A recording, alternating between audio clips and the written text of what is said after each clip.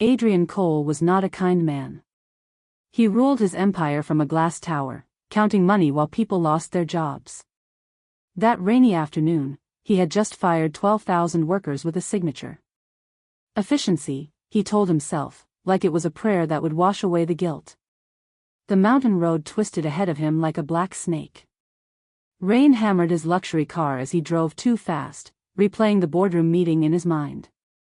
The employees' faces flashed before him, confused, desperate, angry. He pushed the gas pedal harder. "They'll find other jobs," he muttered to the empty car. Thunder crashed overhead. That's when the deer appeared. It bounded across the road like a ghost in the headlights. Adrian yanked the steering wheel left, then right. The world spun sideways. His car flipped once, twice, tumbling down the rocky slope like a broken toy. Metal screamed against stone. Glass shattered. The engine hissed and died. In the sudden silence, rain drummed on the upside-down car. Adrian Cole, the man who controlled billions, couldn't control his own breathing. Everything went black as blood trickled down his forehead into the mud. Something soft touched Adrian's face. Not rough hands or paramedic gloves, something gentle, like butterfly wings. His eyes fluttered open to see a small girl with messy brown braids leaning over him. She couldn't have been older than 8. "Don't move," she whispered, her voice shaking but determined. "You'll make it worse." Adrian tried to speak, but only a groan escaped his lips. He was lying on a faded floral couch in a dim room lit by a single flickering lamp. The girl was wrapping his bleeding shoulder with strips torn from an old bedsheet, her tiny fingers working with surprising skill. "Where?" Adrian began. "Shoo," she said, pressing a cool, damp cloth to his forehead. "You were all broken by the road. I found you." Adrian's head pounded as he tried to understand. This wasn't a hospital. The walls were peeling, the ceiling stained yellow. Through a cracked window, he could see his destroyed car at the bottom of the ravine, steam still rising from its twisted metal bones. The little girl's hands never stopped moving, cleaning cuts, applying bandages. Her touch was so careful, so practiced, that Adrian wondered if she had done this before. "My name is Maya," the little girl said as she dabbed antiseptic on a cut above Adrian's eye. "I'm 8 3/4. I found you when I was walking to school this morning." Adrian winced as the medicine stung. How did I get here?" Maya's face lit up with pride. "I used Grandma's old sled. The one she used to get groceries when her legs weren't so bad. I dragged you all the way up the hill." She pointed to a rusty red sled leaning against the far wall. Adrian stared at her in disbelief. This tiny girl had somehow pulled a grown man up a rocky slope. He was 6 feet tall and weighed nearly 200 pounds. "You were really heavy," Maya added matter-of-factly. "But I couldn't leave you there. The storm was coming, and storms are dangerous for broken things." As she worked, Adrian noticed how steady her hands were now, though they had trembled when she first spoke. Her movements were precise, confident. She handled the medical supplies like a nurse, not a child. "Who taught you to do this?" he asked. Maya paused, her dark eyes growing distant. "Life," she said simply. While Maya cleaned a scrape on Adrian's forehead, she began to talk in the soft, matter-of-fact way children do when sharing terrible truths. "My mom and dad went to the stars 3 winters ago," she said, not looking up from her work. "There was a fire at the factory where they worked. Grandma says they're watching over me now, but sometimes I wish they'd come back instead." Adrian felt something twist in his chest, a strange, sharp pain that had nothing to do with his injuries. He had never lost anyone close to him. His parents were still alive, living in their Florida mansion. He couldn't imagine the loneliness this child must carry. "I'm sorry," he said, the words feeling awkward and small. Maya shrugged, but her grip on the gauze tightened. "It's okay. I don't cry about it anymore. Crying doesn't bring people back from the stars." The simple wisdom in her words hit Adrian like a punch. Here was an 8-year-old who understood loss better than he understood anything. She spoke about tragedy the way he spoke about stock prices, as a fact of life to be managed, not mourned. But unlike him, she still had kindness in her voice. The door creaked open, and an elderly woman entered, moving slowly with the help of a wooden cane. She was small and bent, wearing 2 mismatched sweaters despite the room's stuffiness. Her gray hair was pulled back in a thin bun, and her eyes were the same warm brown as Maya's. Maya rose, the woman said, her voice carrying gentle authority. What have you brought home this time? Grandma, this is. Maya looked at Adrian expectantly. Adrian, he managed to say. The old woman, Alma, Maya called her, studied Adrian with sharp, knowing eyes. You shouldn't bring strangers home, child, she scolded softly. But I suppose you couldn't leave him bleeding in the rain, could you? Adrian watched Alma lower herself into a worn armchair with visible pain, her joints protesting with each movement. Her hands were gnarled with arthritis, and she rubbed them absently as she settled. Thank you, Adrian said. Both of you. I don't know how to repay. Hush, Alma waved him quiet. Maya did what was right. That's payment enough. She looked at her granddaughter with such love that Adrian felt like an intruder witnessing something sacred. Maya took Adrian's hand and led him on a tour of their small home, chattering excitedly as if he were the most important visitor they'd ever had. This is our library, she announced proudly, gesturing to a wobbly bookshelf crammed with dog-eared paperbacks. Grandma and I find books at the dump sometimes. This one's about space. She pulled out a water-damaged astronomy book. The wallpaper peeled in long strips, and several windows were patched with tape and cardboard. But Maya pointed out every detail like she was showing off a palace. Those are my drawings, she said, indicating crayon pictures taped to the refrigerator. That's Orion, and that's the Big Dipper. Grandma taught me all the constellations. Adrian's ribs ached as he tried to keep up with her enthusiasm, but he found himself genuinely fascinated. In his world, children were obstacles to overcome in custody battles or tax write-offs in charitable donations. He'd never actually talked to one before. Grandma says every broken thing can still shine, Maya said, touching a cracked mirror that reflected rainbows across the wall. Like stars. They're just broken suns, but they're still beautiful. Adrian stared at the fractured light dancing on the peeling walls and wondered when he had stopped seeing beauty in broken things.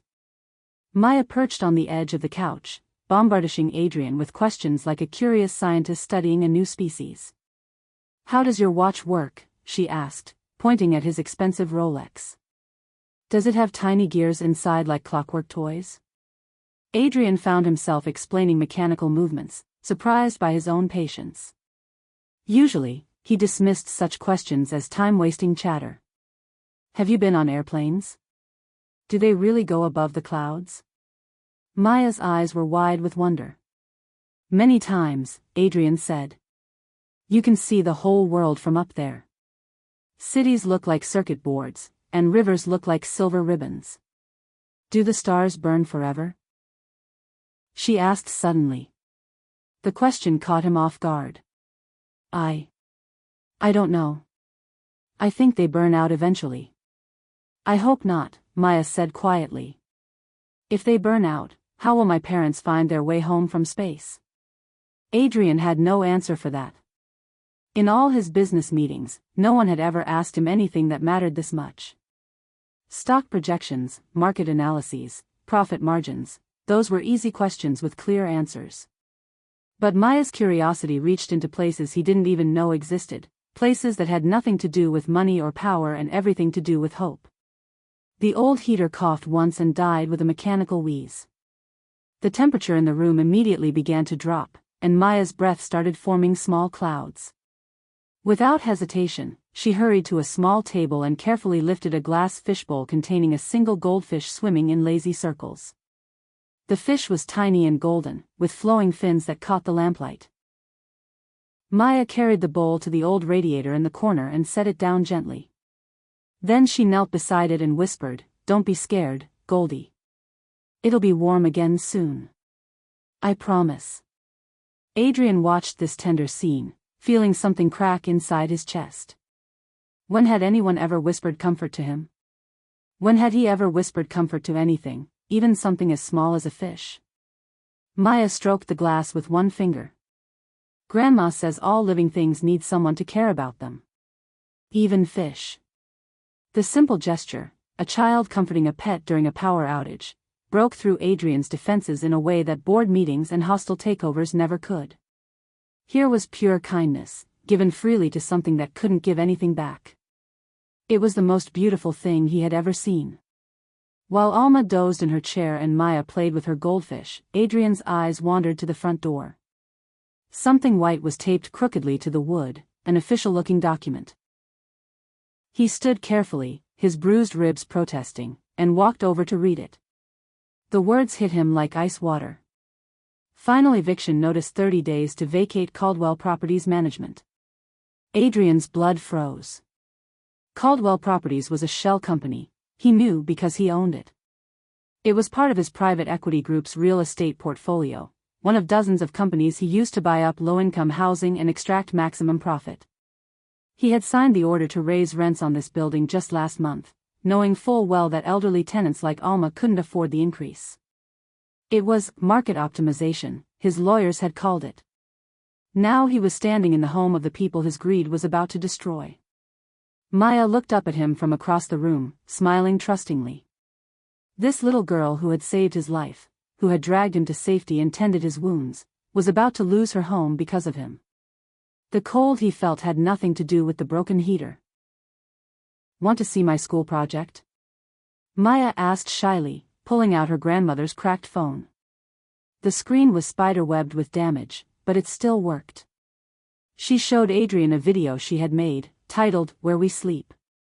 The shaky footage moved through their building, showing burst pipes dripping brown water, black mold creeping up bathroom walls, and elderly neighbors coughing in unheated apartments. Mrs. Chen gets pneumonia every winter, Maya narrated in the video, her young voice serious. Mr. Rodriguez sleeps in his coat because his radiator doesn't work. And Mrs. Patterson's ceiling leaks when it rains. The video was raw and honest, showing the reality of poverty without self-pity or melodrama. Maya had filmed everything with the clear-eyed documentation of a natural storyteller. I want them to see, she explained to Adrian. The people who make decisions about our building. I want them to know we're real people, not just numbers. Adrian stared at the screen, stunned. This 8-year-old had created better, more compelling content than his marketing team's best campaigns. She had turned poverty into poetry, suffering into story. And she had done it to reach people like him, the faceless landlords who saw tenants as profit margins instead of human beings. A loud knock shattered the afternoon quiet. Maya instantly shrank behind Alma's chair, clutching her goldfish bowl protectively against her chest. 2 men in cheap suits stood at the door when Alma opened it. They had the look of hired muscle trying to play professional, expensive watches, but scuffed shoes. Final notice posting, one of them announced, waving official papers. Buildings condemned. Everyone out in 30 days. Please, Alma began, her voice shaking. We have nowhere to go. Can't you? Not our problem, lady. Orders from management. Adrian watched Maya peek around her grandmother's chair, her dark eyes wide with terror. This was her whole world. The only home she remembered, the place where she felt safe. Something fierce and protective rose in Adrian's chest. He stepped forward, despite his injuries, despite his torn clothes and bloody bandages. His voice, when he spoke, carried all the authority he had ever possessed. Not today, he said, the words cutting through the room like steel. The men looked at him with surprise and growing unease. There was something in Adrian's tone that made them step back, the voice of a man accustomed to being obeyed. Come back tomorrow, Adrian continued quietly. With better manners. As soon as the men left, Adrian stepped outside and pulled out his phone. His general counsel answered on the first ring. David, it's Adrian. I need you to sell Caldwell Properties. Today. Silence. Then, sir, that will cost us millions. The subsidiary is one of our most profitable. Then let it bleed, Adrian cut him off, his voice colder than winter. Sell it, liquidate the assets, and transfer emergency stabilization funds to, he glanced at the building address. To 447 Maple Street. Full building repairs, heating system, plumbing, everything. Adrian, the board will. I don't care what the board will do. Adrian's voice was steady, but his hands were shaking. Not from pain, from the terrifying clarity of finally doing something right. Just do it. He hung up and stood in the cold air, watching his breath form clouds. Through the window, he could see Maya and Alma huddled together, the little girl still holding her goldfish bowl like a treasure. For the first time in his adult life, Adrian Cole had made a business decision with his heart instead of his calculator. The financial cost would be enormous. But watching Maya's fear had shown him a different kind of mathematics, one where human dignity couldn't be measured in dollars. Adrian's phone exploded with furious messages. Board members demanded explanations. Investors threatened lawsuits. His stock portfolio hemorrhaged value by the minute. For the first time in his career, Adrian ignored them all. Instead, he sat on the floor beside Maya as she drew pictures on the fogged window with her finger, constellations her grandmother had taught her. Stars connected by invisible lines, forming patterns that told ancient stories. That's Cassiopeia, Maya said, tracing a W shape in the condensation. She was a queen who thought she was more beautiful than anyone else. The gods punished her by putting her upside down in the sky. Adrian watched the simple drawing and thought about his own kingdom built on pride and greed. Maybe he was already upside down, and it had just taken a car crash and a little girl's kindness to show him. His phone buzzed again, another angry investor. He turned it face down. Tell me about Orion, he said. Maya's face lit up as she drew the hunter's outline. He was brave and strong, but he got too proud. A scorpion killed him, and now he runs across the sky every night, trying to escape.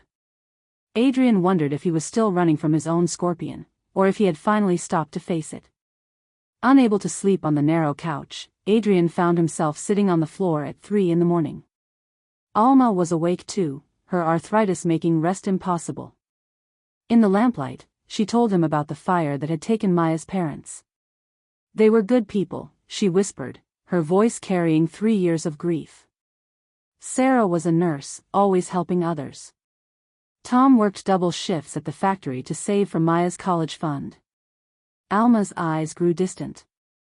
When they died, Maya stopped talking for a whole year. Wouldn't say a word. The doctor said it was trauma. Then one day, she started reading everything she could find, books about space, about stars, about places far away from here. Why space? Adrian asked. She said if her parents were up there, she wanted to learn everything about where they lived now. Alma wiped her eyes with a tissue. She's made of light, that child. But light burns out if no one shelters it. Adrian looked through the doorway at Maya, curled up on a pile of blankets, her goldfish bowl beside her on the floor. Even in sleep, she kept one hand near the glass, as if standing guard. He understood now why she had saved him. She knew what it meant to lose everything. Dawn crept through the cracked windows as Adrian sat at Maya's small table, drafting the press release that would probably end his career. The words came slowly, each one chosen with surgical precision.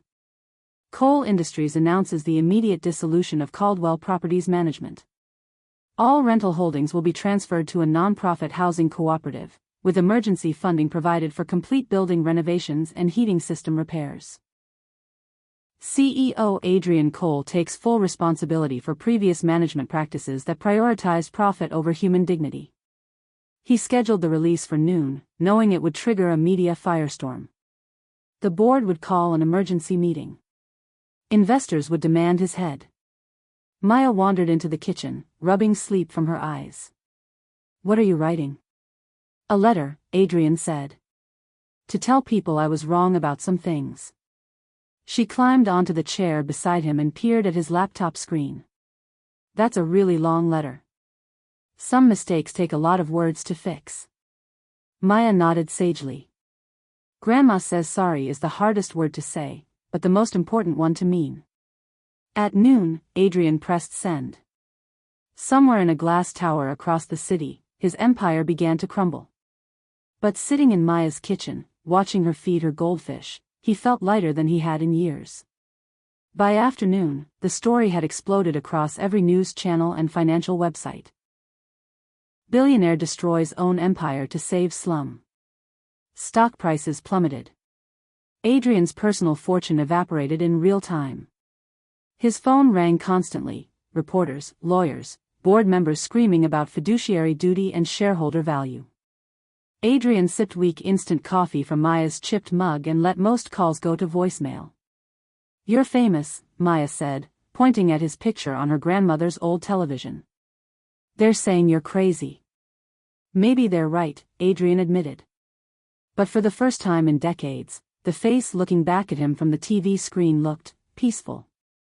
Not the sharp-edged predator who had fired 12,000 people that morning, was it really just yesterday, but someone who might actually deserve the trust he saw in Maya's eyes. His PR chief finally got through, her voice shrill with panic. "Adrian, we can fix this. We'll say you had a head injury, that you weren't thinking clearly." "I've never been thinking more clearly in my life," he said calmly. Through the window, he watched Maya in the courtyard, showing her goldfish the afternoon sky. She was talking to it like an old friend, pointing out cloud shapes. His empire was burning, but Maya was still there, still shining. Adrian uploaded Maya's "Where We Sleep" video to his corporate website as the centerpiece of a new billion-dollar public housing initiative. Within hours, it had gone viral, shared millions of times across social media. News anchors called it the most powerful 3 minutes of documentary ever filmed by a child. Housing advocates hailed it as a masterpiece of social justice storytelling. Maya sat beside Adrian at the computer, watching the view counter climb into the millions. Her mouth hung open in amazement. "That's my goldfish bowl," she exclaimed, pointing at the screen where Goldie made a brief appearance in one scene. "Goldie's famous too." Comments poured in from around the world, donations, offers of help, messages of support from Maya and her neighbors. A Hollywood producer wanted to option her story. A publisher offered to create a picture book based on her video. "I just wanted them to see we were real," Maya whispered, overwhelmed by the response. Adrian watched the little girl who had saved his life now saving others with nothing but truth and a broken phone camera. She had turned her pain into power, her story into hope. If an 8-year-old could change the world with 3 minutes of video, what was his excuse for not trying? The emergency board meeting was a bloodbath. Adrian walked into the conference room wearing work boots borrowed from Alma's closet, his suit replaced by clothes Maya's grandmother had mended for him. 20 furious faces glared at him across the polished table. His childhood friend Richard, now the board chairman, looked like he wanted to throttle him. "Have you completely lost your mind?" Richard snarled.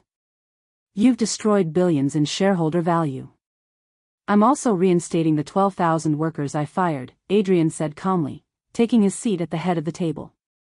The room erupted. Board members shouted over each other, threatening lawsuits, demanding his immediate removal. Adrian sat quietly through the storm, remembering Maya's steady hands as she bandaged his wounds.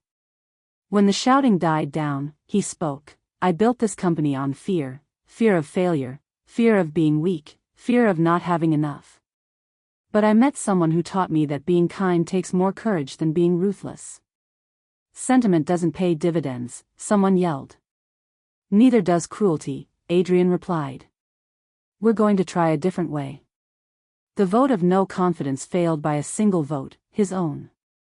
But he could see the war wasn't over. It was just beginning.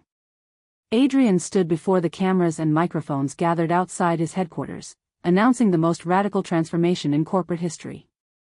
"Coal Industries will relocate our new clean tech manufacturing plant to the mill town where I learned what really matters," he said, careful not to mention Maya by name. "We'll provide living wages, community-led oversight, and profit sharing for all employees." Financial analysts called him insane. Investors threatened class action lawsuits. His stock price collapsed to historic lows. But that evening, Adrian got a video call from Maya. She was in her repaired classroom, new windows, fresh paint, working heaters. Behind her, he could see her classmates studying astronomy books, their eager faces bent over star charts. "The principal says our school might get a new science lab," Maya reported excitedly. "With real telescopes." Adrian smiled, remembering when his biggest concerns were quarterly earnings reports and market projections. Those things seemed impossibly small now, like trying to count grains of sand while standing beside the ocean. "That's wonderful," he said. For the first time in his adult life, he meant it. Success felt different when it wore an 8-year-old's smile instead of a stock ticker's numbers. Adrian worked with his lawyers to create something unprecedented. A scholarship trust from Maya that would be completely independent of him and his company. The fund would be managed by her school and grandmother, tied to academic milestones Maya herself would choose. When he explained it to her over video chat, Maya's eyes went wide. "Does this mean I can be an astronaut if I want to?" she asked. Adrian's throat tightened. "It means you can be anything you want to be." "What if I want to be a teacher? Or a doctor like my mom was? Or someone who helps goldfish?" Maya's questions tumbled out in a rush of possibilities. "All of those," Adrian said. "Or something we haven't even thought of yet." Maya was quiet for a moment, processing this gift that would reshape her future. Then she said the words that would haunt and heal Adrian for the rest of his life. "Thank you for letting me save you." Adrian had thought he was the one doing the saving, with scholarships and building repairs and corporate restructuring. But Maya understood the deeper truth. Sometimes the greatest gift you can give someone is the chance to be kind. She had saved him in that ravine, and then she had let him save himself. Before leaving town, Adrian made one final, secret arrangement. Using a non-profit foundation he established overnight, he quietly paid off all of Alma's medical debts and ensured the building would be fully renovated under a new cooperative ownership structure. He left no note, no signature, no way to trace the gifts back to him. But he did leave something personal, a small telescope with Maya's name engraved on the brass eyepiece. Alma found it on their kitchen table the next morning, along with a star chart showing all the constellations Maya had drawn on the fogged window. A simple card read, "For someone who already knows how to find light in dark places." Maya pressed her face to the telescope and immediately spotted Orion through their new, uncracked window. "Grandma," she called out. "I can see the hunter. And the 7 sisters." And, she paused, adjusting the focus. "There's so much more up there than I thought." Adrian, driving away down the mountain road, felt the same way about the world below. There was so much more beauty than he had ever bothered to look for, so much more kindness than he had ever thought to give. Maya had shown him how to adjust his focus. The media circus outside Coal Industries headquarters was unlike anything in corporate history. Reporters thrust microphones at Adrian as he walked through the crowd, questions fired like bullets. "Do you regret dismantling your empire? Are you mentally unstable? What do you say to investors who've lost billions?" Adrian stopped at the podium, looking out at the sea of cameras and skeptical faces. For a moment, he thought of Maya, probably in school right now, learning about constellations and dreams. "I built a company around fear," he said quietly. "Fear of failure, fear of weakness, fear of not having enough. But I met someone who showed me that hope is stronger than fear, and kindness is more powerful than cruelty." "Who?" a reporter shouted. Adrian smiled. "Someone who understands that broken things can still shine." The financial press called his speech corporate suicide. Analysts declared him unfit for leadership. But that night, his inbox filled with messages from the 12,000 workers he'd reinstated, their families writing to thank him for giving them their jobs back. Numbers on a balance sheet had never made him feel this way. Rich wasn't about money anymore. Rich was about knowing you had made the world a little less broken. The hostile takeover attempt came swiftly and brutally. A consortium of Adrian's former allies, led by his childhood friend Richard, launched a coordinated assault to seize control of coal industries. Board meetings became war zones. Lawyers circled like vultures. The financial media treated it like a gladiator match. The battle for coal industries. Adrian fought back not to protect his wealth, but to protect the changes he had made. The worker reinstatements, the housing cooperative, the clean tech plant, everything Maya had inspired him to build was at risk. The final vote was held on a gray Tuesday morning. Adrian sat at the conference table where he had once fired thousands with a casual signature. His hands shook, not from fear, but from the weight of fighting for something that actually mattered. When the gavel fell, he had won by a single vote. His reforms would stand. The workers would keep their jobs. Maya's scholarship would remain funded. But the victory felt different from every other win in his life. This wasn't about defeating enemies. It was about protecting people who trusted him. It was about being worthy of a little girl's faith in his capacity for goodness.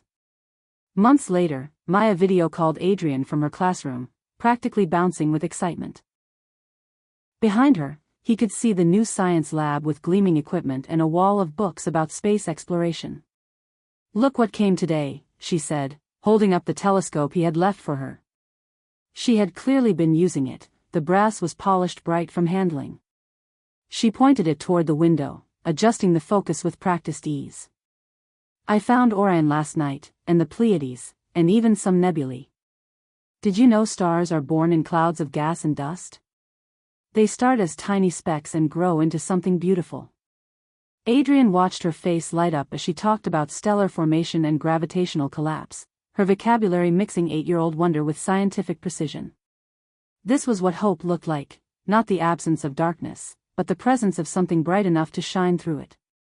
"There's so much up there," Maya continued, her eyes still pressed to the telescope. "So many stories waiting to be discovered." Adrian looked at her through the computer screen, this small girl who had pulled him from a wrecked car and shown him how to pull himself from a wrecked life. She was right about stories waiting to be discovered. Years later, a documentary filmmaker asked Adrian to sum up his transformation from ruthless CEO to social reformer. The cameras rolled as he sat in his modest office, Maya's drawing of Orion framed on the wall behind him.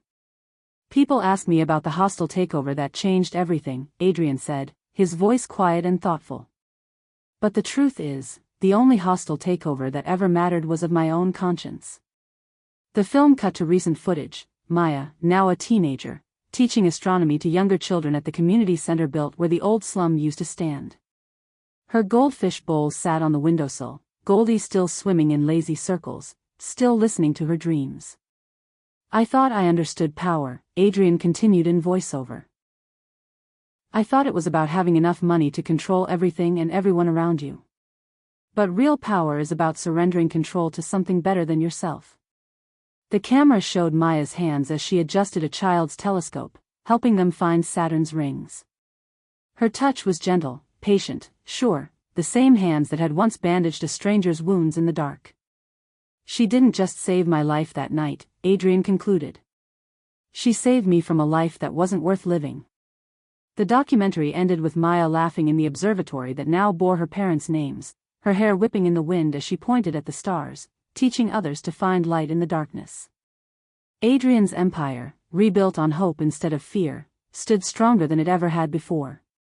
But its greatest success was measured not in dollars or stocks, but in the brightness of one little girl's dreams, finally given room to shine.